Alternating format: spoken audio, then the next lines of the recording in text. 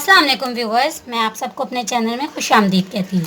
आज हम आपको प्रोटीन लड्डू बनाना सिखाएंगे साबूदाने के। इन्हें बनाना बहुत आसान है और ये बहुत ही हेल्थी होते हैं। इससे पहले मैं आपको इसकी वीडियो बताऊं तो अगर आप मेरे चैनल पे नए हैं तो इसे सब्सक्राइब करें और नीचे दिए गए बेल के बटन को भी प्रेस कर लें ताकि मेरी आने वाली हर वीडियो का नोटिफिकेशन आपको मिल सके।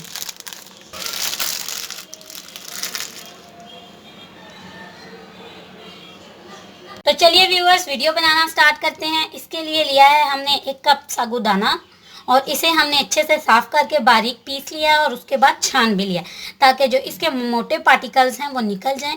इससे हमारे लड्डू बहुत अच्छे बनेंगे।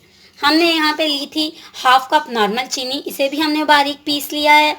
ये हमने कुछ ड्राई फ्रूट लिए हैं, यानी बादाम लिए हैं। आप चाहें तो ड्राई फ्रूट्स अपनी मर्ज़ी के मुताबिक ऐड कर सकते हैं। 2 पिस्ताशू लिए हैं मैंने। 4 से 5 इलायचियाँ ली थी, उन्हें बारीक पीस लिया है। हाफ कप और 2 टेबलस्पून मैंने घी लिया है। ये देसी घी है, आप चाहें तो नॉर्मल घी भी इस्तेमाल कर सकते हैं।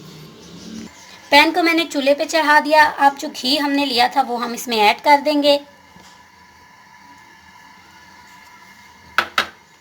और जो बादाम लिए थे वो भी इसमें ऐड करके अच्छे से 2 से 3 मिनट तक भून लेंगे।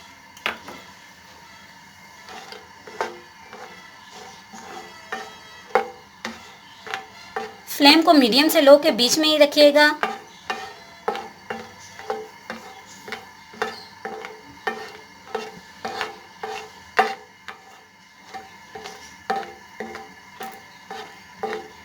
बादाम जैसे ही हमारे थोड़े से ब्राउन हो जाएंगे तो हम इन्हें निकाल लेंगे।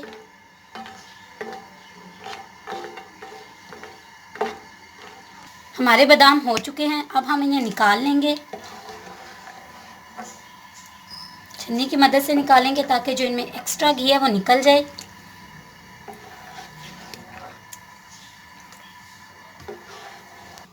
बादाम को एक साइड पे रख लिया। अब जो साबूदाना हमने पीसा था उसको ऐड कर लेंगे। फ्लेम को बिल्कुल ही लो कर दीजिएगा और इसे अच्छे से भून लेंगे। आप चाहें तो साबूदाने को बगैर पीसे भी भून सकते हैं, लेकिन इससे साबूदाना अंदर तक नहीं भुनेगा, कच्चा रह जाएगा।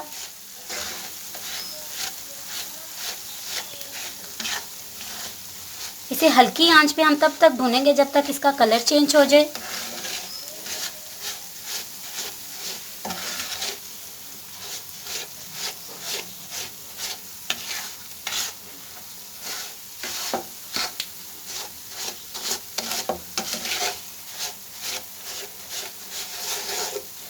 अच्छे से हिलाते जाएंगे चम्मच ताकि ये नीचे से जले ना।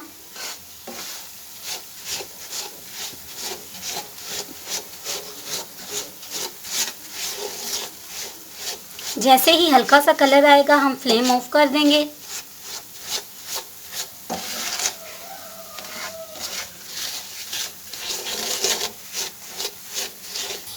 साबूदाने को हमने अच्छे से भून लिया है और इसका कलर भी चेंज हो चुका है।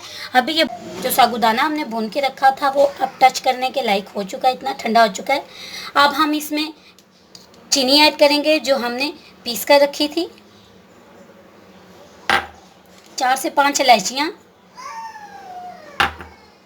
और ये जो ड्राई फ्रूट्स हमने भून के रखे थे इनको भी शामिल कर देंगे। ये मैंने 2 पिस्ताशू लिए थे, इनको भी ऐड कर देंगे और इन सब चीज़ों को अच्छे से मिला लेंगे। सारी चीज़ों को हमने अच्छे से मिक्स कर लिया है। अब एक छोटा सा पोर्शन लेंगे हाथ में,